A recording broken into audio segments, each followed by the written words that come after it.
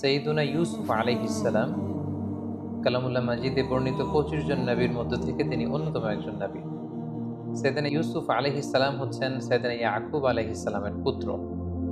ওনার জন্ম হয় ইরাকের হাররানে, শৈশব কাটে কানাআনে এবং কৈশোর থেকে বাকি জীবন কাটে মিশরে। সৈয়দনা ইউসুফ আলাইহিস সালাম অত্যন্ত সুশ্রী অবয়বের অধিকারী একজন মানুষ ছিলেন। আল্লাহ রাসূল সাল্লাল্লাহু আলাইহি ওয়াসাল্লাম মেরাজের রাতে যখন সৈয়দনা ইউসুফ আলাইহিস সালামকে দেখেন, তিনি সৈয়দনা ইউসুফ আলাইহিস সালামকে দেখে মন্তব্য করেছিলেন যে কদ উতিয়া শাতরাল হুসন, অর্থাৎ সৌন্দর্যের অর্ধেক যেন আল্লাহ তাআলা ইউসুফ আলাইহিস সালামকে দান করেছেন। Half of the beauty is given two prophet Yusuf আলাইহিস সালাম। তিনি এত সুন্দর, এত স্মার্ট, হ্যান্ডসাম এবং ড্যাশিং চেহারার একজন মহামানব ছিলেন। আল্লাহ রাসূল সাল্লাল্লাহু আলাইহি ওয়াসাল্লাম বলেছেন যে সৌন্দর্যের অর্ধেক আমি ইউসুফ আলাইহিস সালামের চেহারার মধ্যে দেখতে পেয়েছি। এবং সৈয়দনা ইউসুফ আলাইহিস সালাম স্বপ্ন ব্যাখ্যায় অত্যন্ত পারদর্শী ছিলেন। আমরা আমাদের আলোচনাটিতে যখন এগোবো তখন আপনারা দেখবেন যে তিনি কত চমৎকার করে স্বপ্নের ব্যাখ্যা করতে জানতেন। এবং আল্লাহ তাআলা সূরা ইউসুফ এ ব্যাপারে উল্লেখ করেছেন যে ওয়ায়ুআল্লিমুকা মিন তা'ওয়িলিল আহাদিস, আল্লাহ তাআলা কথার ব্যাখ্যা, কথার মর্মে কি করে পৌঁছতে হয় এ ব্যাপারে প্রকৃত জ্ঞান, সঠিক জ্ঞান আল্লাহ তাআলা ইউসুফ আলাইহিস সালামকে দান করেছেন। এবং সৈয়দনা ইউসুফ আলাইহিস সালামকে আল্লাহর হাবিব সাল্লাল্লাহু আলাইহি ওয়াসাল্লাম সহিহ বুখারীর বর্ণনায় আল কারীম উপাধি দিয়েছেন। আমরা এর আগের কয়েকটা সেশনেও বলেছি যে চারজন নবীকে আল্লাহ তাআলা কারীম বলেছেন। আল কারীম ইবনুল কারীম ইবনুল কারীম ইবনুল কারীম, ইউসুফ ইবনে ইয়াকুব ইবনে ইসহাক ইবনে ইব্রাহিম আলাইহিস সালাম। এই চারজন নবীকে আল্লাহ তাআলা কারীম বা সম্মানিত হিসেবে ঘোষণা করেছেন। এবং আমরা এটাও জানি যে সৈয়দনা ইউসুফ আলাইহিস সালামের ব্যাপারে কালামুল্লাহ মাজিদে একটি স্বতন্ত্র সূরা আল্লাহ তাআলা ডেডিকেট করেছেন। এটি হচ্ছে কোরআন আল কারীমের 12তম সূরা, সূরাতু ইউসুফ। এবং এই সূরায় আল্লাহ তাআলা ইউসুফ আলাইহিস সালামের জীবনে ঘটে যাওয়া চমৎকার ঘটনাগুলো খুব সুন্দরভাবে স্টেপ বাই স্টেপ, ধারাবাহিকভাবে, খুব গোছালোভাবে জীবন পরিক্রমাটা এখানে তিনি বর্ণনা করেছেন। এবং মজার ব্যাপার হচ্ছে সৈয়দনা ইউসুফ আলাইহিস সালামের ঘটনা সূরা ইউসুফ ছাড়া কালামুল্লাহ মাজিদের কোনো সূরাতে আর আসেনি। এবং সমগ্র কোরআনে এই ঘটনা কোথাও আর পুনরাবৃত্তিও করা হয়নি। সৈয়দনা ইউসুফ আলাইহিস সালামের ব্যাপারে কোরআন থেকে কেউ যদি ইনফরমেশন নিতে চায়, তাকে সরাসরি ডিরেক্টলি কালামুল্লাহ মাজিদের 12তম সূরা, সূরা ইউসুফ খুলতে হবে এবং 111টি আয়াত সম্বলিত এই পুরো সূরাটি পড়লেই সৈয়দনা ইউসুফ আলাইহিস সালামের জীবন পরিক্রমা সম্পর্কে খুব সুন্দর ধারণা নেওয়া যাবে ইনশাআল্লাহ। এবং আল্লাহ তাআলা এই ঘটনাটাকে একটা গল্পের মতো করে, একটা উপাখ্যানের মতো করে, একটা স্টোরির মতো করে বর্ণনা করেছেন। এবং এটাকে আল্লাহ তাআলা বলেছেন আহসানুল কসস, দ্য বেস্ট অ্যামং স্টোরিজ। কোরআনের সর্বশ্রেষ্ঠ গল্প। একটা গল্প কতটা নান্দনিক হতে পারে, একটা স্টোরি কতটা আকর্ষণীয় হতে পারে, একটা ঘটনা কতটা হৃদয় ছোঁয়া হতে পারে, একটা ঘটনা পরিক্রমা কতটা সংগ্রামী হতে পারে, কতটা ছন্দময় হতে পারে, সূরা ইউসুফ না বললে সেটা বোঝার আসলে উপায় নেই। সূরা ইউসুফ হচ্ছে এর জলজন্ত প্রমাণ। আপনারা যদি খেয়াল করেন যে সৈয়দনা ইউসুফ আলাইহিস সালামের জীবনের শুরুর দিকটা ছিল একেবারে সংকীর্ণ। ভাইয়ের অত্যাচারে তিনি ওনার জীবন যায় যায় ভাব, কুয়ায় ফেলে দেয়া হলো। কিন্তু সেখান থেকে, কুয়া থেকে তুলে, অন্ধকূপ থেকে আল্লাহ তাআলা রয়্যাল প্যালেসে, রাজপ্রাসাদে ইউসুফ আলাইহিস সালামকে আসীন করলেন। What a massive U turn! আপনি খেয়াল করলে দেখবেন যে চমৎকারভাবে কিভাবে আল্লাহ তাআলা এই অন্ধকূপ থেকে নিয়ে দাসত্ব থেকে রাজত্বের সিংহাসনে সৈয়দনা ইউসুফ আলাইহিস সালামকে বসিয়েছেন। সুবহানাল্লাহি বিহামদিহি। সূরা ইউসুফ যদি আমরা খুব গভীরভাবে অধ্যয়ন করি, সৈয়দনা ইউসুফ আলাইহিস সালামের জীবনের এই সবগুলো ব্যাপার আমাদের কাছে একেবারে স্পষ্ট হয়ে উঠবে। সম্মানিত শুধু এ পর্যায়ে আমরা সরাসরি সূরা ইউসুফ থেকে ইউসুফ আলাইহিস সালামের জীবনে ঘটে যাওয়া যে ঘটনাগুলো, ওনার জীবন পরিক্রমা, সেটা স্টেপ বাই স্টেপ জানার চেষ্টা করব। তার আগে আপনাদেরকে একটু বলে রাখি যে আমরা 2021 সালে রমাদান মাসে রিফ্লেকশনস ফ্রম সূরা ইউসুফ শিরোনামে 4 পর্বের একটি ধারাবাহিক লাইভ সিরিজ করেছি আমাদের পেজ মিজানুর রহমান আজহারি এই ফেসবুক পেজটিতে। সেখানে আমরা 4 ঘন্টা ব্যাপী এই 4টি পর্বে সৈয়দনা ইউসুফ আলাইহিস সালামের জীবনের সব ঘটনা আদ্যোপান্ত উল্লেখ করেছি।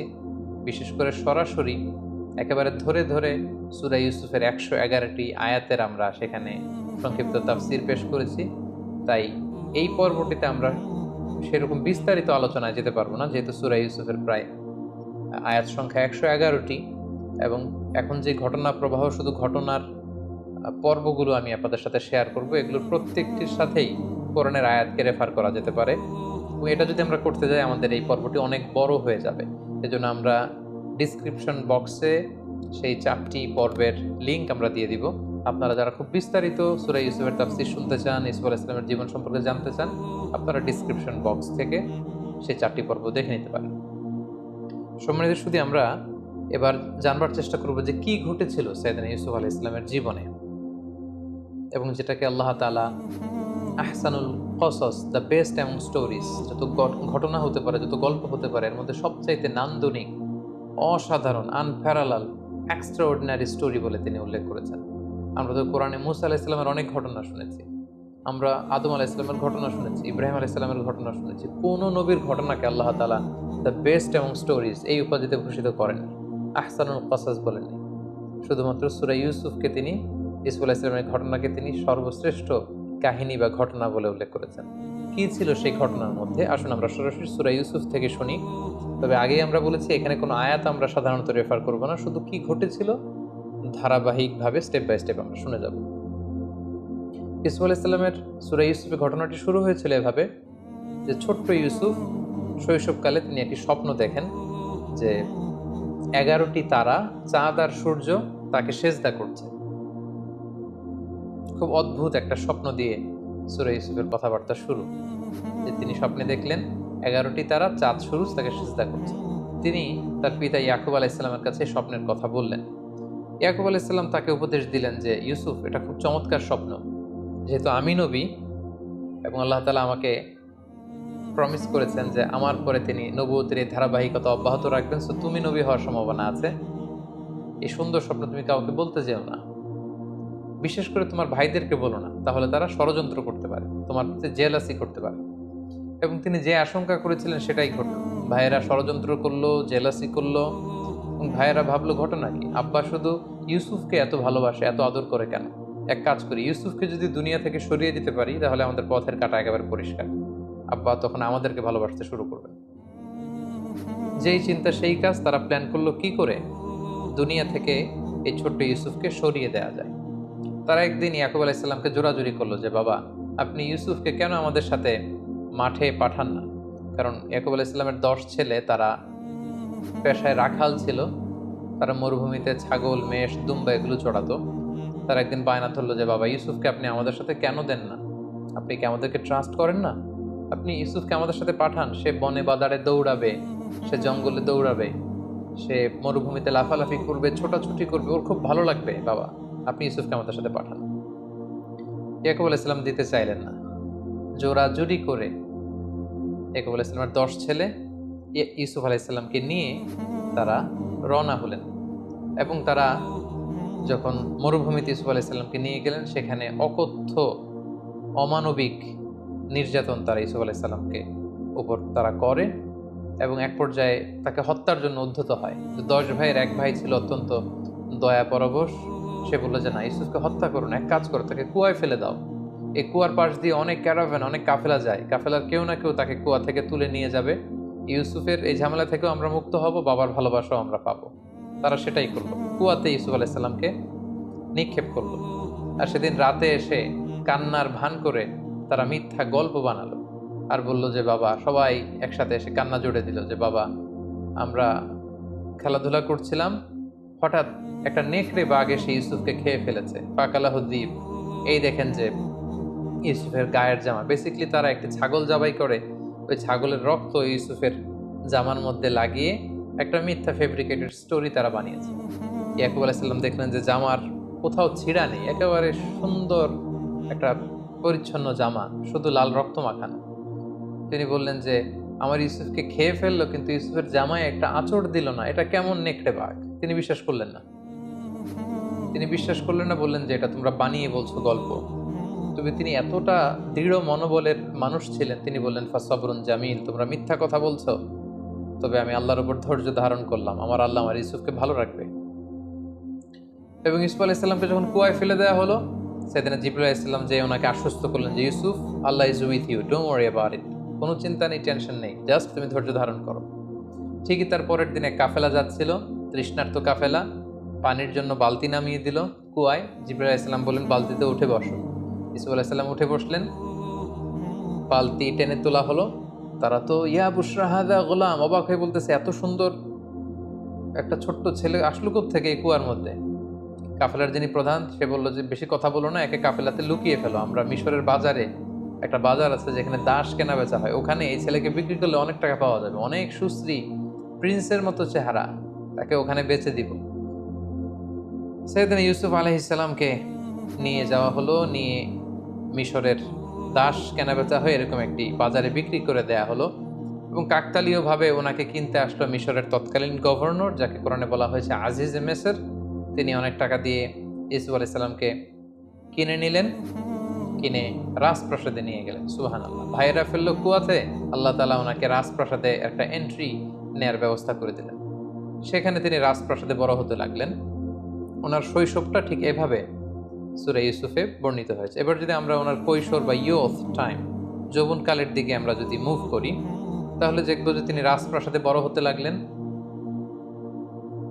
ইজিপ্টের গভর্নর ইউসুফ আলাইহিস সালামকে নিয়ে তার স্ত্রী জুলাইখার কাছে দিয়ে বলল, এই ছেলেটাকে চলো আমরা দত্তক হিসেবে নেই, আমাদের তো আল্লাহ তো কোনো ছেলে মেয়ে দেয়নি, সেই হয়তো আমাদের ছেলের মতো থাকতে পারবে, তাকে নাও, তাকে বড় করো।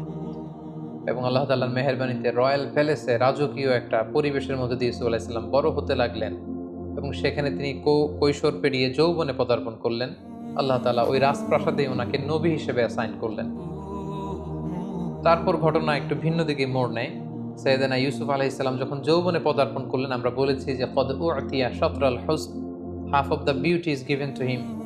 তার মতো সুন্দর তাবৎ দুনিয়ায় ওই সময় কোনো মানুষ আর দ্বিতীয়টি ছিল না। এতটা ড্যাশিং চেহারা, এতটা স্মার্ট চেহারা, এতটা সুদর্শন কোনো মানুষ পৃথিবীর কেউ কখনো দেখেনি। সো ওনার যৌবনের এই সৌন্দর্য দেখে যে জুলাইখা তাকে নিজের ছেলের মতো পালতে পেলে পেলে বড় করছিল, সে জুলাইখা নিজেই তার প্রেমে হাবুডুবু খেতে শুরু করল। এবং এক পর্যায়ে জুলাইখা সাইয়েদনা ইউসুফ আলাইহিস সালামকে কুপ্রস্তাব দিল, প্রেমের প্রস্তাব, কুপ্রস্তাব। এবং ইউসুফ আলাইহিস সালাম এটা প্রত্যাখ্যান করলেন। তিনি বললেন, কিভাবে এটা সম্ভব? আমি আপনাকে মায়ের চোখে দেখি, মায়ের মতো দেখি, আপনি আমাকে মায়ের আদরে বড় করেছেন, এখন কিভাবে আপনার স্বামী থাকা অবস্থায় আপনি পাপের প্রস্তাব আমাকে করতে পারছেন? ইউসুফ আলাইহিস সালাম প্রত্যাখ্যান করলেন। জুলাইখার ডাকে তিনি সাড়া দিলেন না। কিন্তু জুলাইখা নাছোড়বান্দা, যে কোনো মূল্যেই তিনি তার ডিজায়ারকে ইউসুফের মাধ্যমে ফুলফিল করতে চান। আমি খুব, to make the long story very short, খুব সংক্ষেপে আমি বলছি যে একদিন গভীর রাতে জুলাইখা ইউসুফ আলাইহিস সালামকে একটা খাওয়াস, একটা স্পেশাল চেম্বারে ডেকে পাঠালেন এবং যাকে দিয়ে ডাকিয়ে আনলেন তাকে বললেন যে এই চেম্বারে ঢুকতে 7টা দরজা পেরোতে হয়, প্রত্যেকটা দরজায় বড় বড় তালা লাগিয়ে দিবে যাতে করে ইউসুফ বেরোতে না পারে। ইউসুফ আলাইহিস সালাম সেখানে ঢুকলেন, 7টা দরজায় তালা লাগিয়ে দেওয়া হলো। এবার জুলাইখা আবারও প্রেম নিবেদন করলো। ইউসুফ আলাইহিস সালাম প্রত্যাখ্যান করলেন, নানাভাবে ফুসলাতে লাগলো। সেদিন ইউসুফ আলাইহিস সালাম প্রত্যাখ্যান করলেন। তারপরে জোরাজুরি যখন শুরু করলো জুলাইখা, তখন আল্লাহ তাআলার আদেশে জিবরাইল আলাইহিস সালাম বললেন যে হে ইউসুফ, তুমি যদি ঈমান বাঁচাতে চাও তাহলে দৌড়াও। ইউসুফ আলাইহিস সালাম দেখলেন যে তালা লাগানো। তিনি কাল বিলম্ব না করে আল্লাহর নামে দৌড়াতে শুরু করলেন। কিন্তু খুব অবাকভাবে তিনি যখন দরজার সামনে আসলেন, মুহূর্তের মধ্যে দরজার তালা খুলে যেতে লাগলো।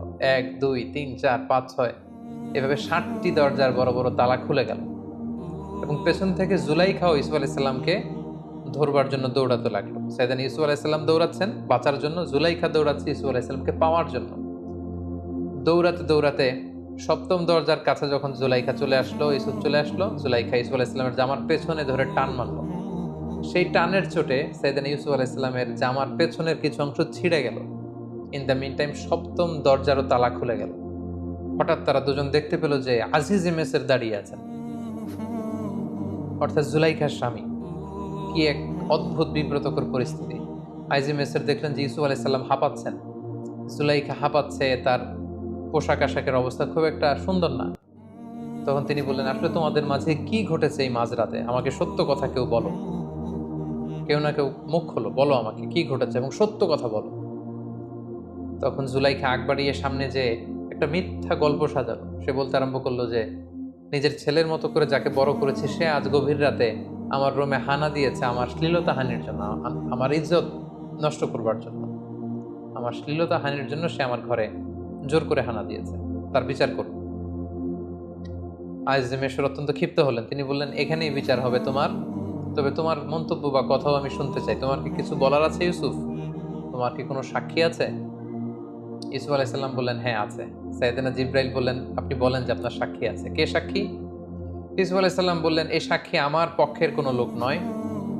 রাজপ্রাসাদে এই জুলাইখার এক আত্মীয়া থাকে, তার একটা ছোট্ট মেয়ে দুধ খায়, দুধের বাচ্চা। তার মুখে এখনো বোল ফোটেনি, কথা ফোটেনি, সেই ছোট্ট মেয়ে আমার পক্ষে সাক্ষ্য দিবে। আইজিমেশার আবার রেগে গেলেন। তিনি বললেন, তুমি কি আমার সাথে ঠাট্টা করছো? ছোট্ট বাচ্চা কি করে সাক্ষ্য দিবে? ইউসুফ আলাইসাল্লাম বললেন, হ্যাঁ, সে বাচ্চাই সাক্ষ্য দিবে। কি অদ্ভুত ব্যাপার! ঠিকই আল্লাহ তাআলা সেই ছোট্ট বাচ্চার সাক্ষ্যের মাধ্যমে প্রমাণ করলেন যে ইউসুফ আলাইসাল্লাম নির্দোষ ছিলেন। এই পৃথিবীতে 3টা বাচ্চা দুধের শিশু মায়ের কোলে বসে প্রাপ্তবয়স্কদের মতো কথা বলেছে। এক হচ্ছে জুরাইজ নামে এক আল্লাহর ওয়ালি ছিল, যার নিষ্কলুষতা প্রমাণ করবার জন্য একটা ছোট্ট বাচ্চা আল্লাহ তার মুখে কথা বলার সুযোগ দিয়েছিলেন। দ্বিতীয় হচ্ছে ঈসা আলাইহিসসালাম, মারিয়াম আলাইহিসসালামের কোলে বসে তিনি প্রাপ্তবয়স্ক মানুষের মতো কথা বলেছিলেন। তৃতীয় হচ্ছে এই ছোট্ট মেয়েটি, তাকে যখন জিজ্ঞেস করা হলো যে কে দোষী, তখন ছোট্ট মেয়েটি বলল যে হে আজিম এসের, আপনি ইউসুফ আলাইসাল্লামের জামাটা একটু চেক করুন। ইউসুফের জামার সামনের দিক থেকে যদি ছেঁড়া হয় তাহলে ইউসুফ অপরাধী, পেছন দিক দিয়ে ছেঁড়া হলে জুলাইখা অপরাধী।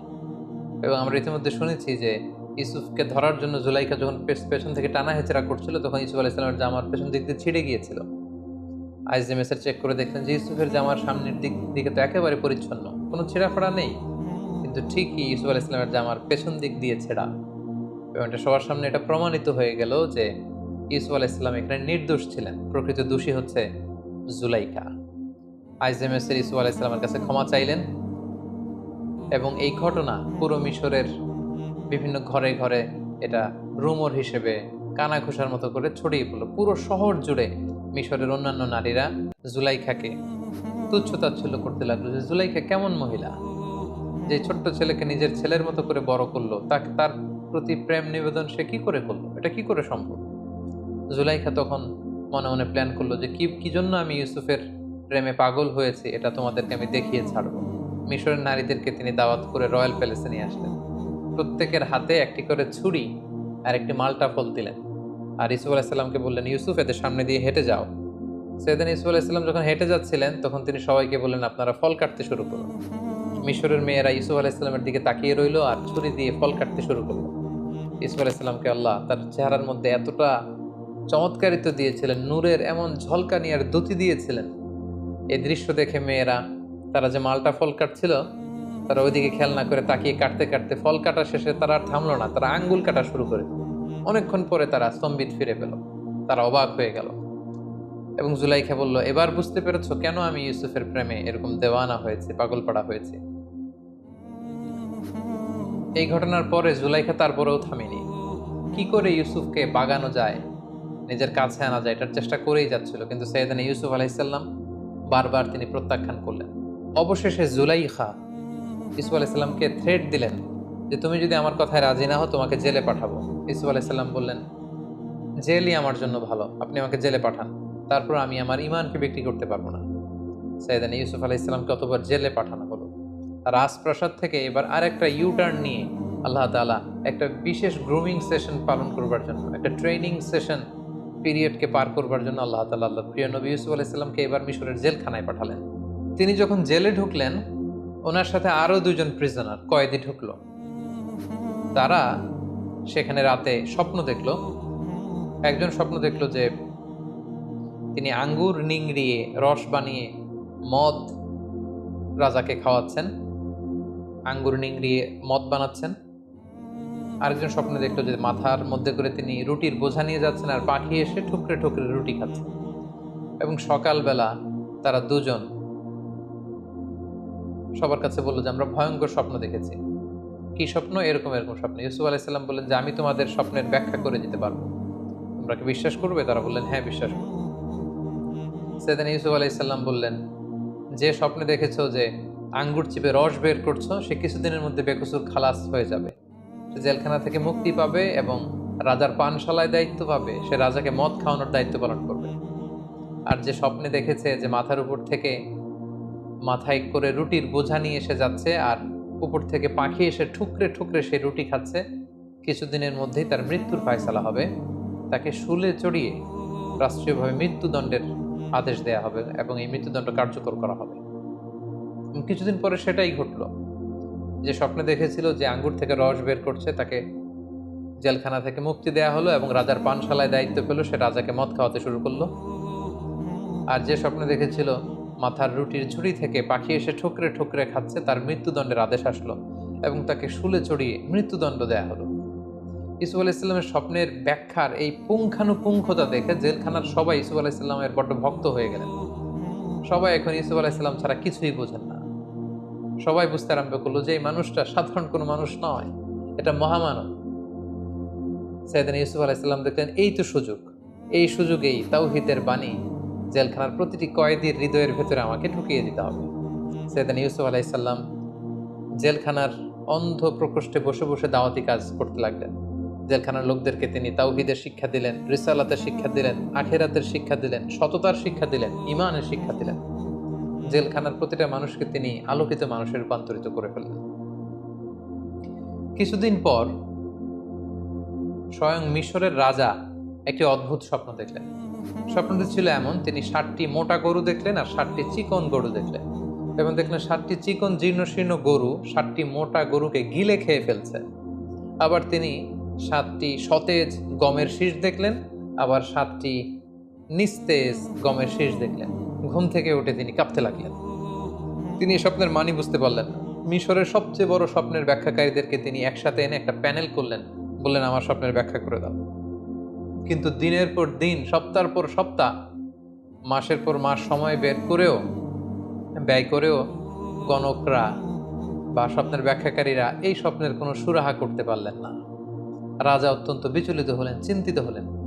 ইন দ্য মিন টাইম জেলখানার যেই কয়েদি মুক্তি পেয়েছিল, মুক্তি পেয়ে রাজার পানশালায় রাজাকে মদ খাওয়ানোর দায়িত্ব পেয়েছিল, তার মাথায় হঠাৎ করে জেলখানার সেই ইউসুফের কথা মনে পড়ল। সে রাজাকে বলল যে জেলখানায় থাকতে আমি একটি স্বপ্ন দেখেছিলাম, আর জেলখানার একজন অত্যন্ত ভালো লোক সে স্বপ্নের ব্যাখ্যা করে দিয়েছিল এবং যেমনটি ব্যাখ্যা করেছে ঠিক তেমনটিই ঘটেছে। রাজা তো অবাক হলেন, কে সেই লোক? সে বলল তার নাম হচ্ছে ইউসুফ। রাজা বললেন তাকে ডেকে আনো, তার কাছে আমার স্বপ্নের কথা খুলে বলো, তাকে আমার স্বপ্নের ব্যাখ্যা করতে বলো।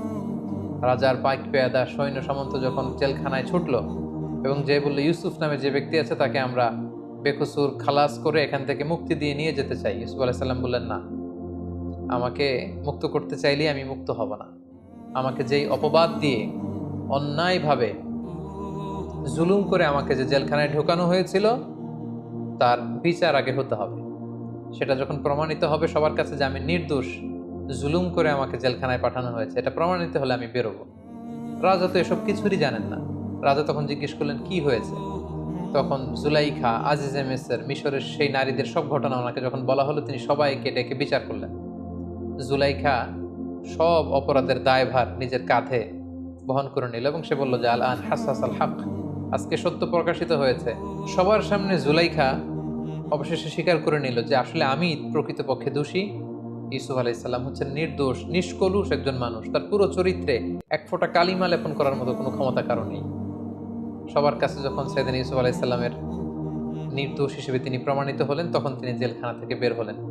রাজকীয় সংবর্ধনা দিয়ে, রয়্যাল রিসেপশন দিয়ে, রেড কার্পেট রিসেপশন দিয়ে মিশরের বাদশাহ সাইয়েদনা ইউসুফ আলাইহিস সালামকে জেলখানা থেকে বের করলেন এবং বললেন আস্তাখলিসুহু লিনাফসি, আমি আমার পার্সোনাল সেক্রেটারি বানাবো ইউসুফকে। ইউসুফ আলাইহিস সালাম বললেন না, এই কাজ করবেন না, কারণ আপনি এই দায়িত্ব আমাকে না দিয়ে আমাকে অর্থমন্ত্রী বানান, আমাকে মিশরের খাদ্যমন্ত্রী বানান, আমাকে এগ্রিকালচার মিনিস্টার বানান, কারণ আপনার স্বপ্নের ব্যাখ্যা আমি দেব। আপনার স্বপ্নের ব্যাখ্যা হচ্ছে মিশরের জন্য একটা ভয়াবহ দিন অপেক্ষা করছে। সামনের 7টি বছর আসবে। আপনি যে 7টি গরু দেখেছেন, গরু দিয়ে বোঝানো হয় বছর। সামনে 7টি বছর আসবে, তখন আপনারা চাষ করবেন। চাষ করে যে সমস্ত গম চাষ করবেন সব খেয়ে ফেলা যাবে না, এই গমগুলো রেখে দিতে হবে। কিছু গম শীষ সমেত রেখে দিতে হবে, প্রিজার্ভ করতে হবে। 7 বছর পর আসবে প্রচন্ড দুর্ভিক্ষ, অনাবৃষ্টি, মাটি ফেটে চৌচির হয়ে যাবে, এক ফোঁটা বৃষ্টি মিশরের জমিনে আসবে না। ওই দুর্ভিক্ষের সময় আপনাদের জমানো গমের ভান্ডার থেকে জনগণকে এটা বিতরণ করে সবাইকে খাওয়াবেন। 14 বছর যখন চলে যাবে, এরপরে 7 বছর প্রচন্ড বৃষ্টি হবে, পুরো মিশর সবুজ শ্যামলে একেবারে পরিপূর্ণ সতেজ হয়ে যাবে, গাভীর ওলানগুলো দুধে পূর্ণ হয়ে যাবে, মাঠ ঘাটে ফসলের সয়লাভ হয়ে যাবে। তাহলে 7-7-7 3 × 7 = 21 বছরের একটা রোড ম্যাপ তিনি স্বপ্নের ব্যাখ্যা দান করালেন এবং রাজা অত্যন্ত খুশি হলেন। রাজা বললেন, ঠিক আছে, আপনাকে ফিনান্স মিনিস্ট্রি, এগ্রিকালচার মিনিস্ট্রির দায়িত্ব দেওয়া হলো। সাইয়েদনা ইউসুফ আলাইহিস সালাম জেল থেকে বের হয়ে মন্ত্রীর ভূমিকায় অবতীর্ণ হলেন এবং এই স্বপ্নের ব্যাখ্যা বিপরীতে তিনি যে রোডম্যাপ, দুর্ভিক্ষ দমন বা দুর্ভিক্ষ মোকাবেলার যে রোডম্যাপ তিনি দাঁড় করিয়েছেন, সেটা অনুযায়ী মিশরের জনগণকে নিয়ে তিনি কাজ করতে শুরু করলেন। ঠিকই ওনার কথা অনুযায়ী প্রথম 7 বছর গম চাষ করা হলো, রাষ্ট্রীয় কোষাগারে শুকনো গমকে প্রিজার্ভ করা হলো। 7 বছর যখন শেষ হয়ে গেল, ঠিকই ওনার স্বপ্নের ব্যাখ্যা অনুযায়ী হুবহু 7 বছর পরেই দুর্ভিক্ষ শুরু হলো, অনাবৃষ্টি শুরু হলো, ড্রট, ফ্যামিন শুরু হলো। পুরো মিশর জুড়ে অনাবৃষ্টি, এক ফোঁটা বৃষ্টি নাই, পানি নাই, নীল নদের পানি শুকিয়ে যেতে লাগলো, না খেয়ে মানুষ মরবার মতো অবস্থা। সাইয়েদনা ইউসুফ আলাইহিস সালাম এই কঠিন পরিস্থিতি মোকাবেলার জন্য গত 7 বছর ধরে খাদ্য সংরক্ষণ করেছেন। তিনি এবার খাদ্য বিতরণ করতে লাগলেন। পুরো মিশরি জনগণ ইউসুফ আলাইহিস সালামের এই চমৎকার ইন্টেলেকচুয়াল প্ল্যানিংয়ে সবাই খুশি হয়ে গেল। পুরো মিশর জুড়ে সাইয়েদনা ইউসুফ আলাইহিস সালামের জয় জয়কার হতে শুরু করলো। গোটা বিশ্বে যত জায়গায় দুর্ভিক্ষ হয়েছে সবাই না খেয়ে তখন মরতে শুরু করলো, কিন্তু মিশরে দুর্ভিক্ষের কোনো প্রভাব তখন পড়েনি, কারণ সাইয়েদনা ইউসুফ আলাইহিস সালাম খুব চমৎকারভাবে খাদ্য সংরক্ষণ করেছেন। তখনকার এই দুর্ভিক্ষ শুধু মিশরেই প্রভাব পড়েনি, আশেপাশের দেশগুলোতেও দুর্ভিক্ষের কারণে মানুষ না খেয়ে থাকতে শুরু করলো। সেই যে ইউসুফ আলাইহিস সালামের ছেলেবেলা কেটেছে কানাআনে, যেখানে তার 10 ভাই যারা তাকে অত্যাচার করে কুয়ায় ফেলেছিল, ইউসুফ আলাইহিস সালামের পিতা ইয়াকুব, তার আত্মীয় স্বজন বনী ইসরায়েলের সবাই কিন্তু ওখানে এই দুর্ভিক্ষের কবলে পড়ে না খেয়ে মরার মতো অবস্থা। তখন আল্লাহর নবী ইউসুফ আলাইহিস সালামের পিতা ইয়াকুব আলাইহিস সালাম সন্তানদেরকে বললেন, তোমরা মিশরে যাও, শুনেছি মিশরে খাদ্যের মজুদ রয়েছে, সেখান থেকে তোমরা খাদ্য নিয়ে আসো। ইয়াকুব আলাইহিস সালামের পরামর্শে তার 10 ছেলে, অর্থাৎ ইউসুফ আলাইহিস সালামের 10 ভাই, যারা ছোটবেলায় তাকে অত্যাচার করে বাবার কোল থেকে ছিনিয়ে নিয়ে কুয়ায় ফেলে দিয়েছিল, সেই 10 ভাই খাবারের অন্বেষণে মিশরে এসে পৌঁছল। তখন নিয়ম ছিল যে মিশরের বাইরের কোনো দেশ থেকে কেউ যদি খাদ্য সংরক্ষণের জন্য বা সংগ্রহের জন্য মিশরে আসতো, সেই ব্যাপারটা সরাসরি as an agriculture minister and as a finance minister Yusuf আলাইহিস সালাম নিজে ডিল করতেন। এই 10 ভাইকে তখন বাধ্য হয়ে মিশরের তখন ফিনান্স মিনিস্টারের সাথে দেখা করতে হলো। এবং আমরা জানি ফিনান্স মিনিস্টারের চেয়ারে তখন বসা ইউসুফ আলাইহিস সালাম মিশরের মন্ত্রী, আর তার সামনে 10 ভাই কাচুমাচু হয়ে, জীর্ণ শীর্ণ হয়ে, ছেঁড়া পুরাতন পোশাক পরে তারা এসে দাঁড়ালো। ইউসুফ আলাইহিস সালাম সিম্পলি জিজ্ঞেস করলেন, তোমরা কারা? তারা বলল, আমরা কানাআনের অধিবাসী। ইউসুফ আলাইহিস সালাম অবাক হলেন, কানাআন শুনেই ওনার ছোটবেলার কথা মনে পড়ল। জিজ্ঞেস করলেন, তোমাদের নাম কি? তারা যখন নাম বলতে আরম্ভ করলো, ইউসুফ আলাইহিস সালামের চোখ দিয়ে পানি নামার উপক্রম। ইউসুফ আলাইহিস সালাম জিজ্ঞেস করলেন, তোমাদের বাবার নাম কি? তারা বলল, ইয়াকুব আন-নবী। ইউসুফ আলাইহিস সালাম নিজেকে আর ধরে রাখতে পারলেন না, কিন্তু তিনি অনেক কষ্ট করে নিজেকে সামলে স্বাভাবিকভাবেই তাদের সাথে কথোপকথন শেষ করেছেন। তিনি খোঁজখবর নিলেন কানানবাসীদের, কিন্তু পরিচয় দিলেন না। ইউসুফ আলাইহিস সালাম 10 ভাইকে চিনতে পারলেন, কিন্তু 10 ভাই কিন্তু চিনতে পারেনি যে এটা তাদের সেই ছোট্ট ভাই ইউসুফ। ইউসুফ আলাইহিস সালাম মন্ত্রীর মতোই তাদের সাথে আচরণ করলেন, বললেন, ঠিক আছে, আমি তোমাদেরকে 10 ভাইয়ের জন্য 10 বস্তা গমের বরাদ্দ দিয়ে দিলাম, তবে তোমরা মোট কয় ভাই সেটা আমাকে বলো। তারা বলল, আমরা মোট 12 ভাই ছিলাম, বাকি 2 জন কোথায়? তারা বলল, এক ভাইকে বাঘে খেয়ে ফেলেছে। তাহলে আরেক ভাই কোথায়? তারা বলল যে আরেকজনের নাম বেনিয়ামিন, তাকে আমাদের আব্বা আগলে রেখেছে, আসতে দেয়নি। কেন দেয়নি? তারা তখন বলল যে ছোটবেলায় বাঘে খাওয়া ভাইকে হারিয়ে তার আপন ভাই বেনিয়ামিনকে বাবা সবসময় কাছে কাছে রাখে, বাবার কাছ থেকে তাকে আনা এত সহজ না। ইউসুফ আলাইহিস সালাম বললেন, আমি এই কথা শুনবো না। নেক্সট টাইমে তোমরা যদি আবার খাবার নিতে আসো, অবশ্যই তোমাদের সেই ভাই বেনিয়ামিনকে, মানে যেটা আসলে ইউসুফ আলাইহিস সালামের আপন ভাই, তাকে নিয়ে আসতে হবে। তাকে আনতে না পারলে নেক্সট টাইমে আমি আর তোমাদেরকে গম দিব না, বা গমের বরাদ্দ তোমাদের জন্য থাকবে না। তারা বলল, ঠিক আছে, আমরা চেষ্টা করব।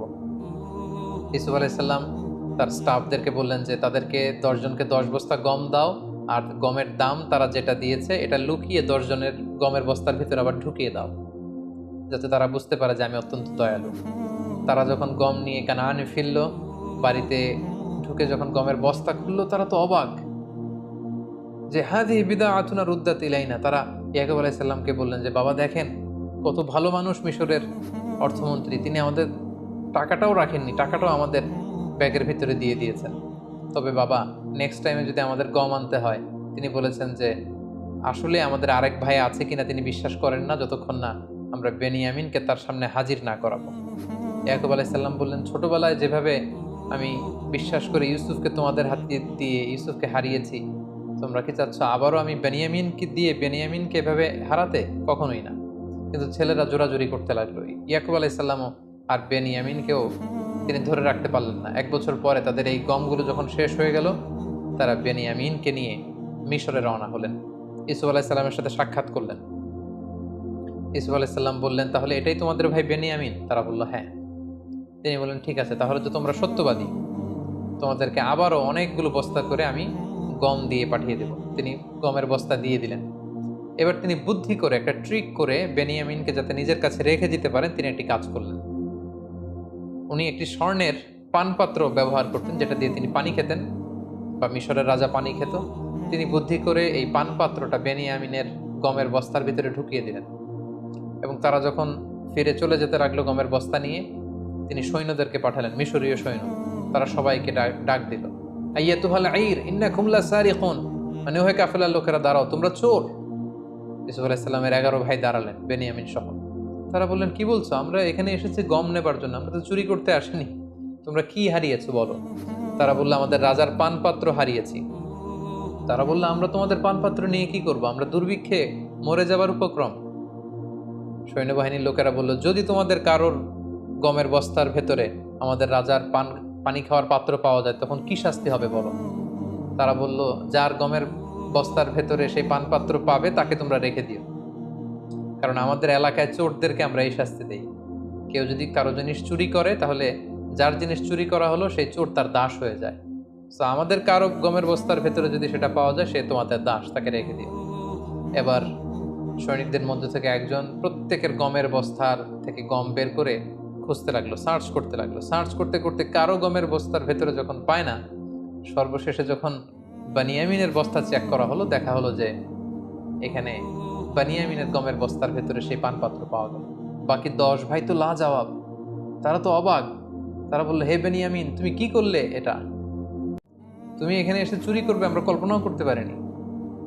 তারা একটা মিথ্যা কথা বলল। তারা বললো তোমার ভাইও ছিল চোর, তুমিও একটা চোর। নাউযুবিল্লাহি মিন যালিক। আসলে কথাটা একেবারেই মিথ্যা। তখন সাইয়েদনা ইউসুফ আলাইহিস সালাম ওই জায়গায় এসে উপস্থিত হলেন।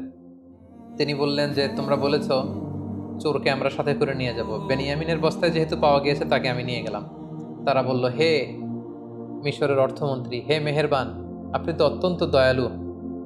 এই ভাইকে যদি আমরা আমাদের বাবার কাছে ফিরিয়ে দিতে না পারি আমাদের বাবা হয়তো মারাই যাবেন। আপনি যদি মেহেরবানি করে তার বদলে আমাদের 10 ভাইয়ের যে কোনো একজনকে রেখে দেন তার জায়গায়, আমরা অত্যন্ত কৃতজ্ঞ হব। ইউসুফ আলাইহিস সালাম বললেন নাউযুবিল্লাহ, এটা আমার পক্ষে সম্ভব না। কারণ যে চুরি করেছে শাস্তি আমি তাকে না দিয়ে যদি অন্য কাউকে দেই তাহলে মিশরের সবাই আমাকে জালিম ডাকবে।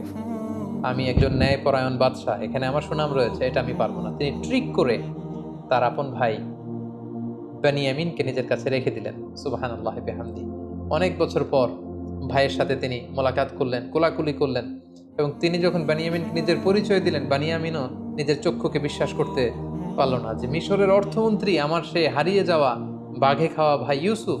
সুবহানাল্লাহি বিহামদি। অতঃপর ইয়াকুব আলাইহিস সালামের 10 ছেলে ব্যর্থ হয়ে কানানে ফিরে এসে বাবার কাছে সব খুলে বলল। ইয়াকুব আলাইহিস সালাম বিশ্বাস করতে পারলেন না। তিনি বললেন আমার ছেলে বেনিয়ামিন চুরি করতেই পারে না। 10 ছেলে বলল বাবা আমরা যদি মিথ্যা বলে থাকি, কাফেলাতে আমাদের সাথে অনেক লোক ছিল, আপনি তাদেরকে জিজ্ঞেস করুন। তারা আমাদের সামনে দাঁড়িয়ে দাঁড়িয়ে দৃশ্য দেখেছে যে বেনিয়ামিনের ব্যাগ থেকেই সেই পানপাত্র পাওয়া গিয়েছে। ইয়াকুব আলাইহিস সালাম এবার আরো মর্মাহত হলেন, আরো দুঃখিত হলেন। তিনি ভেঙে পড়লেন একেবারে মানসিকভাবে। এতদিন ইউসুফকে হারানোর কষ্ট, এবার ইউসুফের ভাই বেনিয়ামিনকে হারানোর কষ্ট। কাঁদতে কাঁদতে উনি অন্ধ হয়ে গেলেন। তারপর আশা হারালেন না। বললেন বাবারা তোমরা আবার মিশরে যাও, আবার সেই অর্থমন্ত্রীকে অনুরোধ করো। আমার মন বলছে যে তোমরা ইউসুফ এবং বেনিয়ামিন দুজনকেই খুঁজে পাবে।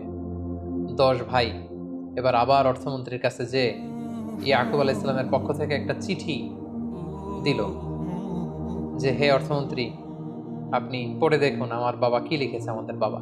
তখন ইয়াকুব আলাইহিস সালাম অত্যন্ত মর্মস্পর্শী, হৃদয়স্পর্শী, আবেগঘন একটা চিঠি লিখেছিলেন যে, আমি একজন অন্ধ পিতা, অনেক বয়স আমার হয়ে গিয়েছে, ছোটবেলায় আমি ইউসুফকে, আমার সন্তানকে হারিয়েছি, আজ বেনিয়ামিনকে। এরকম আবেগঘন কথা যখন ইউসুফ আলাইহিস সালাম শুনলেন, তিনি আর ধৈর্য ধারণ করতে পারলেন, হাউমাউ করে কাঁদতে শুরু করলেন। এবং ওনার কান্না দেখে 10 ভাই অত্যন্ত আশ্চর্য হয়ে গেল। ঘটনা কি? আমাদের বাবার এই রিকোয়েস্ট শুনে মিশরের অর্থমন্ত্রী কাঁদে কেন? ইউসুফ আলাইহিস সালাম তখন 10 ভাইকে বলল, তোমরা কি করেছিলে ইউসুফের সাথে? কেন তোমরা ইউসুফকে কষ্ট দিয়েছিলে? এই প্রশ্নের জন্য আসলে 10 ভাই প্রস্তুত ছিল না। তারা অবাক হয়ে গেল যে ইউসুফের সাথে কি ঘটেছিল, কি করেছিলাম, এটা উনি জানবে কি করে? অতঃপর ইউসুফ আলাইহিস সালাম তাদের সামনে সত্যকে প্রকাশ করে দিলেন। তিনি বললেন, আনা ইউসুফ ওয়া হাদা আখি, আমি হচ্ছি সেই ইউসুফ যাকে তোমরা অত্যাচার করে, মারপিট করে দুনিয়া থেকে বিদায় করবার উদ্দেশ্যে কুয়ার মধ্যে ফেলে দিয়েছিল। আমি সেই ইউসুফ। সেখান থেকে আল্লাহ তাআলা রাজপ্রাসাদে বড় করি আজকে এই অর্থমন্ত্রীর চেয়ারে আল্লাহ তাআলা আমাকে বসিয়েছেন। আল্লাহ তাআলা আমাকে অনেক নেয়ামত দিয়েছেন। আর এটাই হচ্ছে আমার ভাই বানিয়ামিন। 10 ভাই তখন অত্যন্ত লজ্জিত হলো। তারা ভয়ে কাঁপতে আরম্ভ করলো। তারা ভাবলো যে ইউসুফ এখন অর্থমন্ত্রী, মিশরের এত বড় পজিশনে আছে, চাইলে আমাদেরকে বড় শাস্তি দিতে পারবে। তারা কাঁপছিল। ইউসুফ আলাইহিস সালাম বললেন, লা তাসরিবা আলাইকুমুল ইয়াউম, তোমাদের প্রতি কোনো প্রতিশোধ নেয়ার মানসিকতা, কোনো রিভেঞ্জ নেয়ার মেন্টালিটি আমার নেই। আমি তোমাদের ক্ষমা করে দিলাম, তোমরা আমার ভাই। সবাইকে জড়িয়ে নিলেন। 10 ভাই ইউসুফ আলাইহিস সালামের কাছে ক্ষমা চাইলেন। ইউসুফ আলাইহিস সালাম বললেন, আমার এই গায়ের জামা নিয়ে বাবার চোখে লাগাও, বাবার দৃষ্টি ফিরে পাবে। কারণ এতদিনে ইয়াকুব আলাইহিস সালাম অন্ধ হয়ে গিয়েছিলেন কাঁদতে কাঁদতে। এবং তোমাদের বংশধর আমার বাবাকে নিয়ে, সবাইকে নিয়ে মিশরে আসো। এবং সেটাই ঘটলো। ইউসুফ আলাইহিস সালামের জামা নিয়ে 10 ভাই সাইয়েদনা ইয়াকুব আলাইহিস সালামের চোখে লাগালেন, তিনি দৃষ্টি ফিরে পেলেন। কানান থেকে বিশাল মানুষের বহর নিয়ে ইয়াকুব আলাইহিস সালাম মিশরে আগমন করলেন। সাইয়েদনা ইউসুফ আলাইহিস সালাম লাল গালিচার সংবর্ধনা দিয়ে বাবাকে রিসিভ করলেন। এবং অনেক বছর পর সেই ছোট্ট ইউসুফ আজকে পরিণত অর্থমন্ত্রী হয়ে বাবাকে রিসিভ করলেন, বাবাকে জড়িয়ে ধরলেন। এবং পিতা পুত্রের সেই মিলনের দৃশ্য যে কত সুন্দর ছিল, সেটা কল্পনারও বাইরে। অনেক চমৎকার করে আল্লাহ তাআলা সূরা ইউসুফে এগুলো উল্লেখ করেছেন। এবং ইয়াকুব আলাইহিস সালাম সবাইকে নিয়ে, তিনি তার স্ত্রী এবং তার 11 সন্তানকে নিয়ে ইউসুফ আলাইহিস সালামকে একটা সেজদা দিয়েছিলেন। তাফসিরে এসেছে ওই সেজদাটা ছিল অনারারি সেজদা, সম্মানসূচক সেজদা। এটা ইবাদতের সেজদা নয়, যেটা ওই শরীয়তে, ওই নবীদের জামানায় এটা জায়েজ ছিল। কিন্তু আমাদের শরিয়াতে উম্মতে মুহাম্মাদের জন্য এরকম সম্মানসূচক সেজদা দেওয়াও জায়েজ নেই। এই সেজদাটা দিয়ে বাবা মা এবং 11 ভাই সেজদা দিয়ে ইয়াকুব আলাইহিস সালাম ইউসুফ আলাইহিস সালামকে ডেকে বলেছিলেন, ইউসুফ, তোমার কি মনে পড়ে সেই ছোট্টবেলায় তুমি একটা স্বপ্ন দেখেছিলে? আজকে আমরা যেটা করলাম এটাই হচ্ছে সেই স্বপ্নের ভিজুয়ালাইজেশন। তুমি স্বপ্নে দেখেছিলে যে চাঁদ, সূর্য আর 11টা তারা তোমাকে সেজদা করছে। চাঁদ আর সূর্য হচ্ছে আমি আর আমার স্ত্রী, আর 11টা তারা হচ্ছে তোমার এই 11 ভাই। অর্থাৎ আমাদের উপর তোমার শ্রেষ্ঠত্ব আল্লাহ পৃথিবীতে প্রমাণ করবেন, তোমার লিডারশিপ আমাদের উপর তিনি অবধারিত করবেন, এবং আমার পরে বেলায়াত, নবুয়াত আল্লাহ তাআলা তোমাকে দান করবেন। ঠিক এভাবে সাইয়েদনা ইয়াকুব আলাইহিস সালামের সাথে ইউসুফ আলাইহিস সালামের মিলিত হবার ঘটনাটি মিশরে এসে শেষ হয়। সম্মানিত শুধু এই ছিল আহসানুল কসাস, দ্য বেস্ট অ্যামং স্টোরিজ। সূরা ইউসুফের শুরু থেকে শেষ পর্যন্ত কোরআনের আয়াতগুলোকে উল্লেখ করা বা রেফার করা ছাড়া আমি শুধু ঘটনা প্রবাহটি আপনাদের সাথে শেয়ার করেছি। আমি বলেছি যে ডেসক্রিপশন বক্সে আমরা 4 পর্বের যে রিফ্লেকশনস ফ্রম সূরা ইউসুফের 4 ঘন্টার একটি আলোচনার লিঙ্ক আমরা সেখানে দিব। আপনারা আরও বিস্তারিত জানতে চাইলে সেগুলো আপনারা জেনে নেবেন ইনশাআল্লাহ। সম্মানিত শুধু এ পর্যায়ে আমরা ইউসুফ আলাইহিস সালামের জীবনী থেকে কি কি শিক্ষা গ্রহণ করতে পারি সে ব্যাপারে আলোকপাত করব। প্রথম যে শিক্ষাটি আমরা পাই সেটি হচ্ছে দ্য পাওয়ার অফ স্টোরিজ। একটা গল্প কতটা পাওয়ারফুল হতে পারে সেটা আমরা এখান থেকে জেনেছি, যেটাকে আল্লাহ তাআলা আহসানুল কসাস বলেছেন, দ্য বেস্ট অ্যামং স্টোরিজ। কারণ গল্প কিন্তু মানুষের মনে দাগ কাটে, গল্প মানুষকে ইনফ্লুয়েন্স করে, একটা গল্প আরেকজনকে ইন্সপায়ার করে। এজন্য আমরা সফল মানুষদের গল্প শুনি, তাদের জীবনী পড়ি, যাতে করে সেখান থেকে আমরা কিছু শিক্ষা নিতে পারি। ইউসুফ আলাইহিস সালামের জীবনের প্রতিটি পরতে পরতে কিন্তু আমাদের জন্য শিক্ষা রয়েছে, এবং গল্পের মাধ্যমে যে শিক্ষা নেওয়া যেতে পারে এই বিষয়টি আমরা ইউসুফ আলাইহিস সালামের জীবনী থেকে পাই। 2 নম্বর যে শিক্ষাটি পাই, the relationship between father and son. বাবা সন্তানের সম্পর্কটা কেমন হওয়া উচিত আমরা দেখলাম যে ইয়াকুব আলাইহিস সালাম ইউসুফ আলাইহিস সালামের জন্য পাগল পাড়া। ছোট্টবেলা থেকে ইউসুফ আলাইহিসসালামকে হারিয়ে তিনি আশা হারাননি। বুক ভরা আশা নিয়ে তিনি বেঁচেছিলেন যে ইউসুফকে তিনি পাবেন। এবং সেই ছোট্টবেলা থেকেই ইউসুফ আলাইহিসসালামের সাথে যে সম্পর্ক, যখন যে উপদেশ দেয়া দরকার সেই উপদেশ কিন্তু তিনি তাকে দিয়েছেন। এবং ইউসুফ আলাইহিসসালামের স্বপ্ন দেখে কাউকে শেয়ার করেননি, প্রথমে যে বাবার কাছে শেয়ার করেছে। আমাদের বর্তমান সমাজে বাবা ছেলেদের সম্পর্কের অনেক গ্যাপ আমরা দেখতে পাই। ছেলে বাবাকে ওই রকম ট্রাস্ট করে না, বিপদে পড়ে সে অন্যদের সাথে শেয়ার করে, বাবার সাথে শেয়ার করে না। কিন্তু এই শিক্ষাটি কিন্তু আমরা এখান থেকে পাই। ছোট্ট ইউসুফ আগে বাবাকে বলেছিলেন, এবং ইয়াকুব আলাইহিসসালামও কাঁদতে কাঁদতে, ইউসুফ আলাইহিসসালামের জন্য কাঁদতে কাঁদতে শেষ বয়সে অন্ধ হয়ে গিয়েছিলেন। তাহলে বাবা ছেলের সম্পর্ক কেমন হওয়া উচিত, এই শিক্ষাটা কিন্তু আমরা এখান থেকে পাই। 3 নম্বর যে শিক্ষাটা আমরা পাই সেটা হচ্ছে জেলাসি একটা জীবনকে ধ্বংস করে দেয়। এবং আপনি যদি নেয়ামত প্রাপ্ত হন, বিশেষ কোনো মার্সি ব্লেসিংস আল্লাহর পক্ষ থেকে আপনার জীবনে থাকে, আপনি যদি জীবনে সফল হন আর আপনাকে কেউ জেলাসি করবে না, ইটস ইম্পসিবল, এটা অসম্ভব, এটা থাকবেই। কারণ নেয়ামাতু মাহসুদা, আল্লাহর কোনো নেয়ামত যদি আপনি পান, আপনার সমসাময়িক লোকেরা আপনার সাথে জেলাসি করবে। এজন্য সব ভালো কথা সবার সাথে সবসময় শেয়ার করতে নেই। আপনার যে কোনো ধরনের সাকসেস, আপনার কোনো ভালো বিষয় সবসময় সবার সাথে শেয়ার করতে নেই। কারণ সবাই আপনার ভালো দেখে খুশি হয় না, অনেকে অত্যন্ত বেজার হয়, অনেকে মনে মনে কষ্ট পায়, তারা হিংসার আগুনে জ্বলে পুড়ে মরে। এজন্য এই হিংসা থেকে আমাদেরকে বেঁচে থাকতে হবে। হিংসা একটি সুন্দর সম্পর্কের মধ্যে ভাঙন সৃষ্টি করতে পারে, একটি পরিবারের মধ্যে বিশৃঙ্খল একটা পরিবেশ তৈরি করতে পারে। এজন্য আল্লাহ তাআলা আমাদেরকে শিখিয়েছেন আমরা যেন এই হিংসা থেকে, হিংসাকারীদের থেকে আল্লাহ তাআলার কাছে যেন পানাহা চাই। সূরা ফালাকে কিন্তু আমরা সবসময় পড়ি যে অমিন শাররি হাসিদিন ইদা হাসাদ, হে আল্লাহ আমরা হিংসুকের হিংসা থেকে তোমার কাছে পানাহা চাই যখন সে হিংসা করে। সো এই হিংসা থেকে আমাদেরকে বেঁচে থাকবার চেষ্টা করতে হবে। 4 নম্বর যে ব্যাপারটি আমরা জানতে পারি যে এই সূরা ইউসুফ এবং ইউসুফ আলাইহিস সালামের জীবনীতে কয়েকটি স্বপ্নের কথা আমরা শুনেছি। স্বপ্নের ব্যাপারে বলবো যে স্বপ্ন অর্থবহ হওয়ার জন্য যিনি স্বপ্ন দেখেছেন তিনি মুমিন বা বিশ্বাসী হতে হবে, এটা নট নেসেসারি। অবিশ্বাসী কাফিরের স্বপ্ন সত্য হতে পারে। কারণ ইউসুফ আলাইহিস সালামের সাথে জেলখানায় যে দুজন কয়েদি ঢুকেছিল তারা কিন্তু মুশরিক ছিল, কিন্তু তাদের স্বপ্ন কিন্তু অর্থবহ হয়েছিল। পাশাপাশি রাজা যে স্বপ্ন দেখেছিল, রাজাও কিন্তু তখন মুশরিক ছিল, পরবর্তীতে ইউসুফ আলাইহিস সালামের প্রতি ঈমান এনে মুমিন হয়েছে। তো মুশরিক থাকা অবস্থায় রাজা যে স্বপ্ন দেখেছিলেন এটাও কিন্তু অর্থবহ একটি স্বপ্ন। তার মানে শুধু বিশ্বাসীদের স্বপ্নই যে সত্য হবে তা নয়, মাঝে মাঝে কাফির মুশরিকদের স্বপ্নও সত্য হতে পারে। 5 নম্বর যে শিক্ষাটি আমরা পাই সেটি হচ্ছে সর্বাবস্থায় আল্লাহ তাআলার আনুগত্যকে প্রাধান্য দিতে হবে এবং এটাকে জীবনের চূড়ান্ত গোল বা ফোকাস হিসেবে নির্ধারণ করতে হবে। আমরা ইউসুফ আলাইহিস সালামের দিকে যদি খেয়াল করি, জুলাইখার টেম্পটেশন ওনাকে নড়াতে পারেনি, মিশরের সুন্দরী নারীদের ওয়াসওয়াসাত ওনাকে নড়াতে পারেনি। ওনার যে ফোকাস, এই ফোকাস থেকে তিনি লক্ষ্যচ্যুত হননি। সবসময় আল্লাহ তাআলার আনুগত্যকে তিনি প্রাধান্য দিয়েছেন। 6 নম্বর যে ব্যাপারটি আমরা ইউসুফ আলাইহিস সালামের জীবনী থেকে শিখতে পারি সেটা হচ্ছে মেনটেনিং দ্য গুড ক্যারেক্টার। কারণ চরিত্র হচ্ছে মানুষের জীবনের সবচাইতে দামি সম্পদ। Never compromise your ethics or your moral standard. আপনি যদি আপনার মোরালিটি, আপনার এথিক্স যদি আপনি কম্প্রোমাইজ করেন তাহলে সব শেষ। আমরা দেখব যে ইউসুফ আলাইহিস সালাম ওনার চরিত্রকে নষ্ট হতে তিনি দেননি। কারণ আমরা জানি যে when character is lost everything is lost। আপনার টাকা যদি চলে যায় তেমন কিছু নষ্ট হয় না, স্বাস্থ্যহানি ঘটলে কিছুটা আপনি লুজার হন, কিন্তু আপনার চরিত্র যখন শেষ হয়ে যায় আপনি সব হারাবেন। সো আমরা যেন আমাদের চরিত্রকে সবসময় নিষ্কলুষ রাখতে পারি, এই চেষ্টাটুকুন বিশেষ করে যুবকদের করতে হবে। 7 নম্বর যে শিক্ষাটুকুন পাই সেটা হচ্ছে দাওয়া could be done any place in the world, even in the jail. একজন দাঈ ইলাল্লাহ তার কোনো বিশেষ স্পেশাল প্লেস লাগে না, যে কোনো জায়গায় তিনি দাওয়া দিতে পারেন। রাস্তায় স্ট্রিট দাওয়া, ঘরে ফ্যামিলি দাওয়া, মসজিদে মস্ক দাওয়া, জেলখানার ভিতরেও তিনি দাওয়া কাজ করতে পারেন, যেটা আমরা দেখেছি ইউসুফ আলাইহিস সালামের জীবনীতে। একজন দাঈর জন্য দাওয়াতি কাজের ক্ষেত্রে সারা দুনিয়া খোলা। If one door is close other doors are open.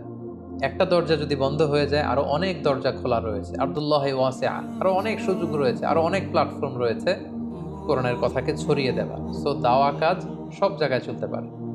8 নম্বরে আমরা যেটা জানলাম, নিজের যোগ্যতা অনুযায়ী জায়গা করে নিতে হবে। আপনি যদি কোনো একটা সেক্টরে আপনি এক্সপার্ট হয়ে থাকেন, সেখানে আপনি কাজ না করে অন্য সেক্টরে কাজ করলে আপনি খুব বেশি কন্ট্রিবিউট করতে পারবেন না।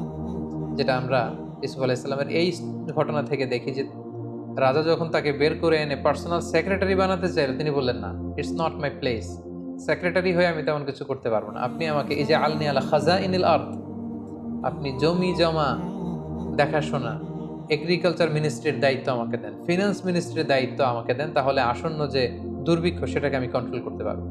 সো মাঝে মাঝে নিজের ঢোল নিজেকে পেটাতে হয়, কোন জায়গায় গেলে আপনি ভালো করতে পারবেন এটা অনেক সময় জানান দিতে হয়, যেটা ইসু আলাইহিস সালাম করেছিলেন। ফলে মেধা ও যোগ্যতার মূল্যায়ন করে মেরিটোক্রেসির প্র্যাকটিস যদি আমরা করতে পারি, নিঃসন্দেহে তাকে দিয়ে অনেক কাজ করানো যাবে।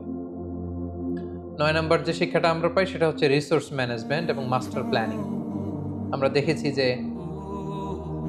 সামান্য কিছু সম্পদ, এগুলো সুষম বন্টন, পরিকল্পনা এবং তার বাস্তবায়নের মধ্য দিয়ে অনেক বড় ধরনের ডিজাস্টার বা দুর্যোগকে কিন্তু মোকাবেলা করা যায়। মিশরে নতুন কিছু করা হয়েছে এমনটা না, সেই দুর্যোগ মোকাবেলার জন্য কেবলমাত্র একটা রিসোর্স ম্যানেজমেন্ট ইসুফ আলাইহিস সালাম গড়ে তুলেছিলেন। একটা মাস্টার প্ল্যান তার ছিল, কিভাবে প্রথম 7 বছর তিনি খাদ্য গুদামজাত করবেন, পরে 7 বছর কিভাবে জনগণের মধ্যে বিতরণ করবেন, কিভাবে সুষম বন্টন করে তিনি সবার মাঝে খাদ্যের যোগান তিনি পৌঁছে দিবেন, এই প্ল্যানটা তিনি করেছিলেন। এবং এই বিষয়টা গভর্নমেন্ট রিসোর্সের ক্ষেত্রে যদি হয় সেটা আরও গুরুত্বপূর্ণ। সেক্ষেত্রে আমাদের মাস্টার প্ল্যান লাগবে, সুষম বন্টন লাগবে, পরিকল্পনা অনুযায়ী তার বাস্তবায়ন লাগবে। তখনই একটি দেশ খাদ্যে, অর্থনীতিতে স্বয়ংসম্পন্ন হতে পারে, যেটা আমরা সাইয়েদনা ইউসুফ আলাইহিস সালামের এই ঘটনা প্রবাহ থেকে জানতে পারি। সর্বশেষে আমরা যে শিক্ষাটা পাই সেটা হচ্ছে ক্ষমার শিক্ষা। Forgiveness, it's an art, and learn the art of forgiveness. ক্ষমা করতে জানা, ক্ষমা করে দেওয়া, এটা একটা শিল্প, এটাকে শিখুন, এটাকে রপ্ত করার চেষ্টা করুন।